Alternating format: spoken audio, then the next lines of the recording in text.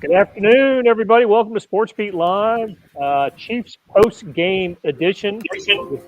We are here to talk about the 42-30 victory over the Philadelphia Eagles at the Link today. And Herbie is here. Herbie Tiopi and Sam Mellinger is here. Hope to be joined by Vahe Gregorian soon.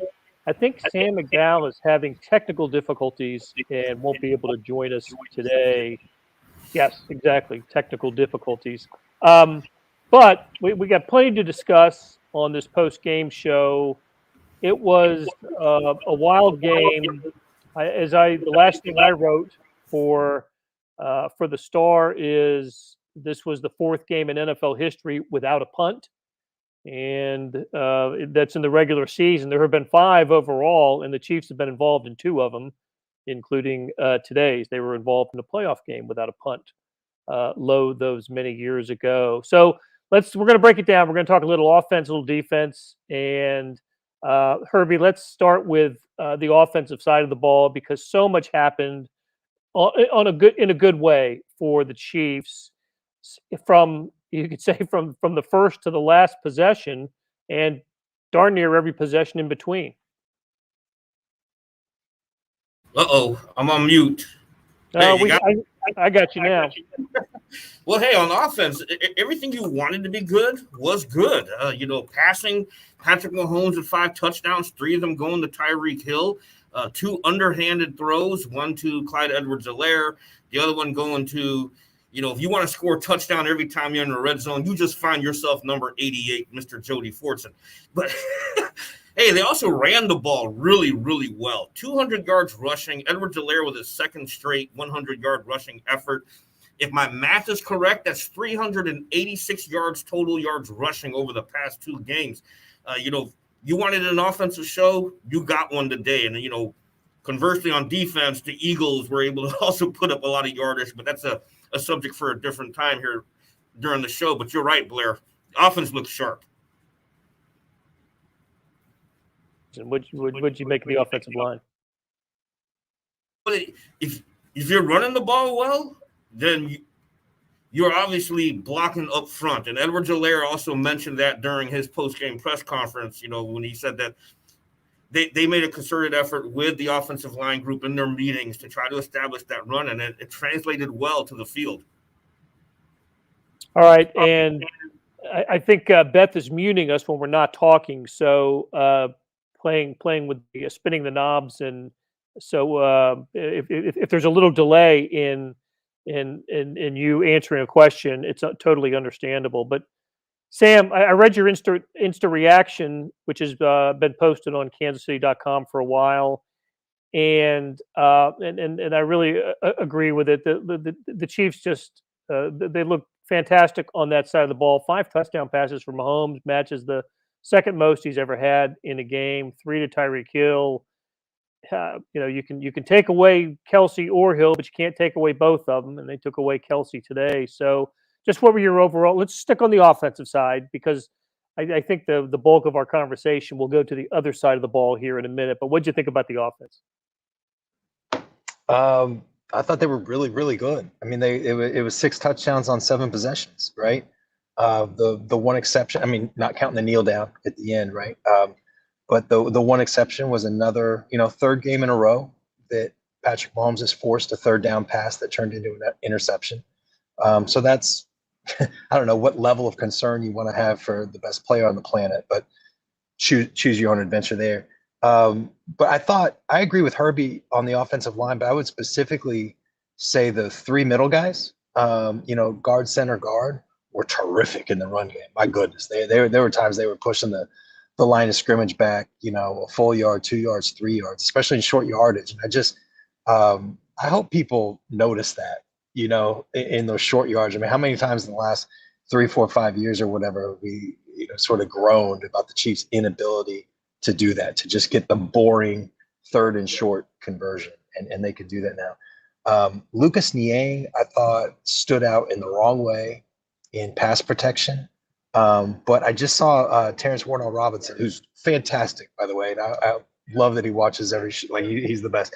I thought he made a smart point there, and he said, he did get better in the second half. I do agree with Terrence on that one. I thought Niang was pretty terrible early, and then a little bit better late. So the offensive line, I mean, you can still, I guess it's the same deal, right? Like you can see they're talented, and you can see the flashes, and you can see when it works, but you can also see that they're still kind of working together as as a unit collectively. To Melly's point, and I'm glad he brought that up, the interior, because coming into this game, Fletcher Cox is a handful. We're talking about a 6-time Pro Bowler, a 1-time first-team All-Pro, and we hardly heard his name called in the press box whatsoever over the PA system.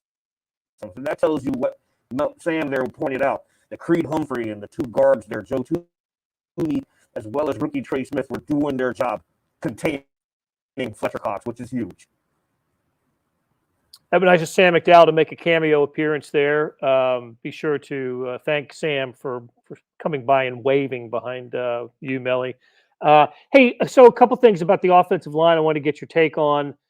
2 of the first 3 Chiefs touchdowns from inside the 5 were the cute plays that we saw last year that we didn't think would have to happen as often this year, underhand or pitch throws, one to Clyde Edwards-Helaire, the other to Jody Fortson. But later, they did power into the end zone. Darrell Williams from the 1 or the 2, I can't remember how close it was, and just kind of lined up, manned up, and bowled into the end zone. Is it? What did Sam? What did Patrick Mahomes say about either of those like underhand shovel pass touchdowns after the game? I can't remember if this came from Mahomes or not. I think it did. But there's 2 things that they said in postgame. One was the one where Edwards-Helaire scored was called Tom and Jerry, which I thought was interesting. And I get those guys confused, even though my kids watch that show. But Clyde is obviously the mouse in that one. Is Jerry the mouse? Yeah, I think Jerry's the mouse. Okay. Yeah. Okay. So Clyde was Jerry on that one. The other thing I thought was interesting, I think Patrick said this, but it doesn't matter, is that the first one, that was Kelsey's play design. He's the one that made up that play, which, and Patrick pointed this out, it's kind of cool that he made himself the decoy.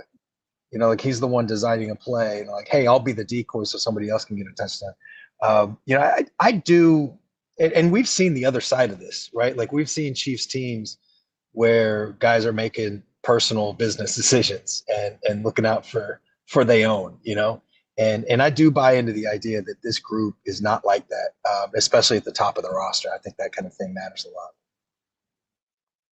All right, look, we should establish, Herbie mentioned the running game and the numbers that they put up. It was 200 yards rushing, 201 for the Chiefs. The most since they rushed for 245 at Buffalo last year. Look, but the Eagles don't stop the run well. We saw that last Monday night against the Cowboys. So for 2 weeks in a row, I think the Chiefs were able to take advantage of a team that doesn't stop the run well. And it didn't pay off in the Chargers game. It did today for the Eagles. I liked that they were able to extend the lead late by keeping the ball on the ground and running clock and just running their offense in a way that that you'd want to see a team protect a lead and even build on it. So, all right, hey Sam McDowell, didn't expect to see you here, and it is great to see you, buddy. We're working through some technical difficulties here, Blair. Can you hear me okay? We do have you. Great. I was Herbie. I felt like Herbie Teope there from last year from 411 worth. What's going on? Yeah, nothing. All right, so this is a good time to transition to the other side of the ball, and where a lot of our comments are coming from. My gosh. So the game is unfolding. It's 28-23. It's still like a one possession game. Chiefs have the ball, right? Because they scored just about every time they did have the ball. But I'm thinking, even in a game in which they have an offensive game plan that's superb, and Patrick Mahomes, with the exception of the interception, is playing great, and they have figured out a way to beat the 2 deep safeties and go underneath and move the ball that way. They have to score all the time to win a game. That's where this defense is right now. They have given up in 4 games 125 points. Easy to do the math on that. In a 16-game season, that's 500 points allowed. And this year they play 17, so 500 and 30-ish points on a pace to surrender that much. Man, they still have all these problems on the defensive side. It is now a victory worth celebrating when they surrender a field goal. That is a stop for the defense, and they got 3 stops today with 3 field goals kicked. And I thought the Eagles made a bonehead decision on their first possession when they got down to the what was it, the 3, and decided to the play clock ran out on Nick Sirianni, and they had to take a timeout, and they had the offense back on the field, but then they took them off to bring the field goal kicker on. I'm thinking, what are you doing? You can't do this. You've got to take a lesson from last week, what the Chargers did, and score a touchdown here. They got the field goal, and victory for the Chiefs. But Melly, is that how we're going to have to look at this now? Just when you hold a team to a field goal, that's you've done a great job. Yeah, I mean that's the standard that they've set for themselves, right? Like I keep something changing me today. I got to be honest with you guys. Like I thought that there was a chance that we were going to see 38-6 or something like that today. I thought that this may have been a blowout. I bought into all the, back against the wall, and this will be, they had every reason to put up their best performance against an inferior opponent, and they didn't do that. And I'm not blaming the offense. They good, like that's fine. But to have just a continuation of self-inflicted, just no communication, substitutions that are clearly disorganized, guys lined up in the wrong spot, and obviously in the wrong spot because there's nobody on one defensive end spot, and Blair, you mentioned the Sirianni thing where if you're going to kick the field goal there, save your timeout, just Right. Kick a 29-yarder instead of a 24 or whatever. But also maybe a play or two before that, I think it was Zach Ertz. I might be wrong about that, but there was a receiver wide open in the end zone, and Hurts just overthrew it, and so that should have been 7, instead of 3. Before the 4th down. And was that also the possession of the fumble that Neiman made a hell of a play, or was that later on? We're getting to that. That's Yeah. As if this defense needs even the coaching staff doesn't have the back of the defense. When they didn't challenge the fumble. Yeah, that's exactly right. I mean, they just there's just these things. It's the same stuff every week. I mean, the lack of a challenge is new, right? But the missed tackles and it's the miscommunication.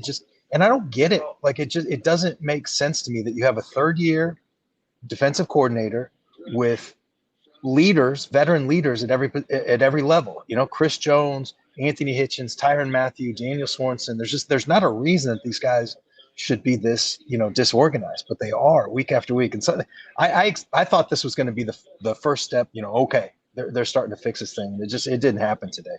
And the Bills might score 50 next week if that kind of thing keeps going. I turned to Sam at one point. I turned to Sam at one point to the game and just said, this shocks me. And it's because it's the same thing that's beating the team all 4 weeks, most particularly the miscommunications pre-snap. I mean, there was a play where Alex Okafor, and Vahe was the first one to notice it, but he's sprinting across the line of scrimmage from defensive end spot to a different defensive end spot. He doesn't even engage with the offensive tackle by the time the pass is thrown. I mean, the play's over by the time he's even getting remotely in the right spot.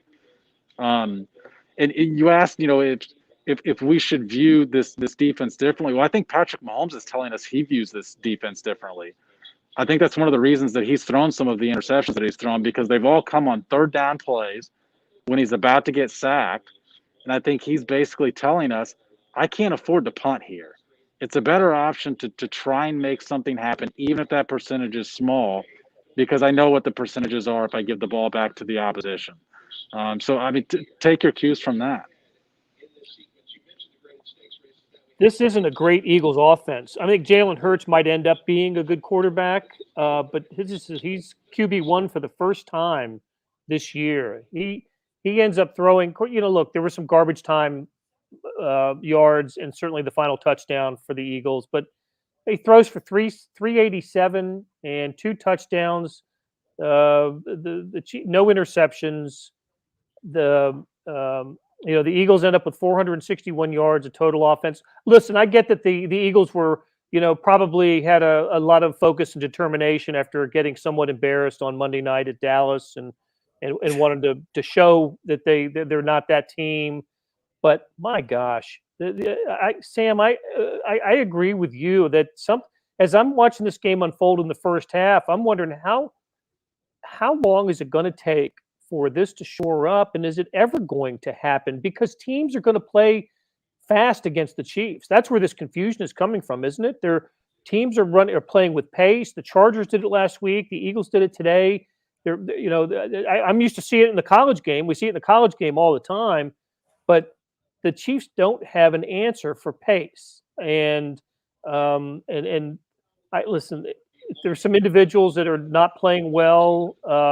Reid's pretty high on that list, and the interior part of the defense not playing great right now. But I don't know who is playing well defensively. I thought L'Jarius Sneed, had a really nice play on the blitz at the end of the first half to force the fumble that Chris Jones decided not to fall on, and Mike Dana had a couple of sacks today, so that was good. But what am I missing in terms of Chiefs defensive progress? And before we answer that, let's welcome in Vahe. What's up, Vahe? Good to see you.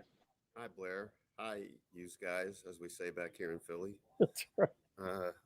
Hey, good to be on. Hey, just to your point right now, Blair, it does seem like there's a whole diagnostics test to be run on this defense it's from every phase of the game seems off kilter, off balance. As you were just speaking to, and I think Sam Mellinger might have been speaking to this earlier. I mean, the confusion is just way too rampant at this point. I mean, and one of the things we were talking about down in the hallway after the game was kind of this idea that, the other time this disjointed was in Spagnuolo's first year, when it was understandable because it's a first-year coordinator with 7 new starters in a new scheme, and it just I really don't understand it. I mean, they certainly look slow. They look like they're not on the same page. It feels like it's hard to see where the progress is going to come. Blair, one point that's related to what you said. Usually you see offenses allow the defense to get in position because they want the most information possible before the snap. We're seeing the inverse happen against the Chiefs. That they line up and snap it as quickly as possible because they don't want you to have the information. And I don't know whether that's a new trend that we're going to see in the NFL or whether it's something that is particularly wrong with the way the Chiefs are able to react, that teams are just going to exploit that against the Chiefs. Well, and they're getting to the ball quickly. They're getting lined up quickly, and they have a play called quickly. And somebody who was it Brian or Tracy? Somebody mentioned here that the Chiefs, meanwhile, are looking over to the sideline trying to get some instruction, and meanwhile the ball gets snapped, and Chiefs are out of position, acting reactively, and just failing, basically, just failing. So, can I make a quick point about that? Because I thought there was an interesting moment or two, and this goes back to the Chargers game, but I'm guessing it's a similar deal today. But when we asked Spagnuolo and Anthony Hitchens about that exact thing, about the tempo and being slow to get the plays in, I just thought it was interesting. Spags talked about, that's my fault. The call came in late and it was too complicated after it came in late. I should have given a more simple call and earlier. And then Hitchens also said, that's my fault because once the call doesn't come in, I need to make a call and get us into something just so that we're in something. And so I get, like, everybody's trying to figure out, is it players or coaches? but I think there's a really good. It's both. I mean, it's like when it's this messed up. I just think it's both, and it's not one or the other. But the most frustrating, and I know we've already touched on this, but the most frustrating thing is this is year 3, and these are guys these are adults, these are grown men that know the system, and they should be further along with this.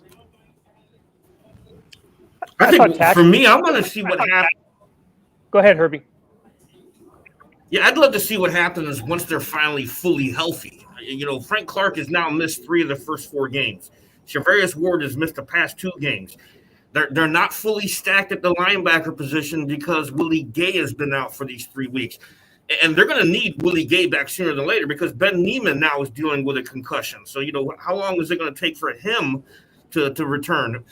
I just want to see this defense fully healthy because, they haven't had all the pieces that they wanted throughout the season. But, my goodness, they look horrible with what they have right now. But they got to get all the starting pieces in there. How about Chris Jones? I haven't seen the final stat line. I know he didn't have a sack, or I couldn't tell you how many pressures he had. But is it time to get him back into the middle on a fairly regular basis, especially if Frank Clark comes back and Mike Dana's playing like he is, which I think is pretty well, to be honest with you. Is it time to end the Chris Jones on the outside thought? I'll just say he had no tackles and 1 quarterback hurry today.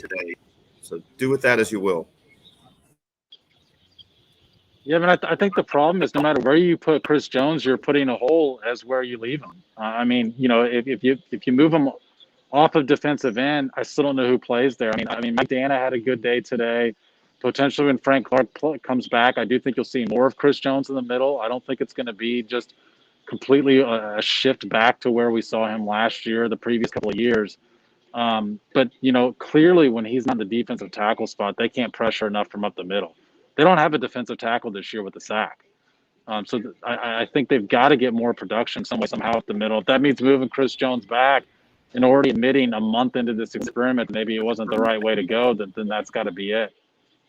It would actually be longer than a month because don't forget, they started preparing for this move after the Jaron Reid signing. So throughout OTAs and mandatory minicamp, all those install periods, especially on defense, were designed with Chris Jones on the outside along with Frank Clark on the outside. So I don't know, it's kind of like what Sam just said there. Sooner or later, if it doesn't work, you got to admit it didn't work. But whether they do this sooner than later, we'll see. I thought the tackling was bad too, as well. I just guys not wrapping, not bringing down. Look, the Eagles have a couple of really nice tight ends, right? And they're hard to bring down, tough to tackle. But I don't know if that's a stat that the Chiefs keep. I'm sure they do miss tackles, but I saw too much of that today too. The linebackers. I keep waiting for Nick Bolton to make more plays. I saw more Juan Thornhill today than I remember seeing him in previous games. I imagine the snap counts will reflect that, and not making a difference, at least based on the TV view of the game. I don't know if it looked any different on seeing it live, but I didn't see where he played more but didn't make that big a difference. Cornerback play, besides L'Jarius Sneed, that to me strikes me as something that needs to improve as well. And you said it earlier, Melly. Buffalo's coming to town next Sunday, and all of a sudden I'm thinking, oh my gosh, this Chiefs will probably be favored, and I'm not sure I would pick the Chiefs in a game against Buffalo right now. Yeah, you just talked about the corners at the end there, and Devontae Smith just worked Mike Hughes throughout this game. Just beat him like a drum, and he's a really good player. Obviously, won the Heisman, but it makes you wonder if what if the Bills can get Steph Diggs on Mike Hughes? We might be seeing a whole lot of that next week as well. For sure. All right, so look, the post game mood for the Chiefs was happiness, right? They won. They ended a 2-game losing streak. I understand there was a celebration in the locker room that I'm sure we'll see on some Chiefs outlet some point in the next few days. But Vahe, there was a reason to feel good, especially for Andy Reid, going back to Philadelphia in a week in which there was a health scare for him on Sunday and last Sunday and Monday, but he goes and gets a milestone victory today, and I'm sure that had to be your column. Yeah, and the only downside was I couldn't get him to cry. I was trying to work him high and inside, low and away, but no, he's the one who cut it off at the pass because he'll show a little glimpse here and there of some emotion, but he's pretty. It's funny. He's very funny, but he's also somewhat stoic, right? He doesn't really ever want to let you in. We saw that again all week with the way they've dealt with the illness. And yet, I think he, by saying it the way he said it, I think he acknowledged that it mattered. And, everybody else was actually more interesting about it. I thought Tyreek had his moment, dropping dropping an F-bomb or two in again to put his punctuation mark on it. Clyde Edwards-Helaire had a couple good observations about, the sorts of things that make players want to play for Andy. I think, he used the term that people were setting him on fire, but that Andy kind of, stilled the waters with him and said, dude, you're okay. And just keep going. And then Patrick really summed it up very well. And he really spoke to the essence of the day by making the point that, no offense, Philly, but we're glad you fired him.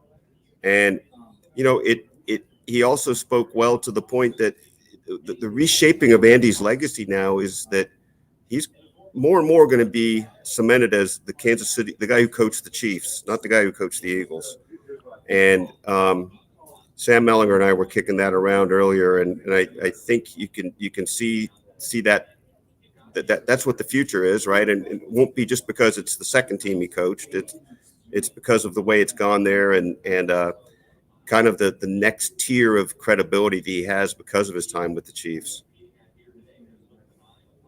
Yeah, it was 14 years with the Eagles, and this is his 9th year, right, with the Chiefs, and 140 wins, including playoffs in Philadelphia, 100 wins in Kansas City. I suspect if he lasts 14 years, if he stays for 14 seasons in Kansas City, he will have more than 140. His winning percentage in Kansas City is greater than it was in Philly, and he's got a better quarterback in Kansas City than he ever had in Philadelphia. And he had a couple of good ones, including one that took him to the Super Bowl. So, all right, let's wrap it up. You guys need to get out of there, and we'll talk about the Chiefs. We will have talked to players and coaches this week, and I'm really curious to hear what Steve Spagnuolo will have to say to the media on Thursday, and what defensive players are saying. But they did get a win today, 42-30, back on the winning side of things. Big game, Sunday Night Football with the Buffalo Bills coming to Arrowhead Stadium. Should be incredible atmosphere there. And for Vahe, Sam McDowell, Sam Mellinger, Herbie Teope, and our producer, Beth Welsh, and for all you guys, thanks for all your comments and questions. You keep the show going, and please join us Friday, 9:30 a.m., where we'll talk Chiefs and preview the Bills game.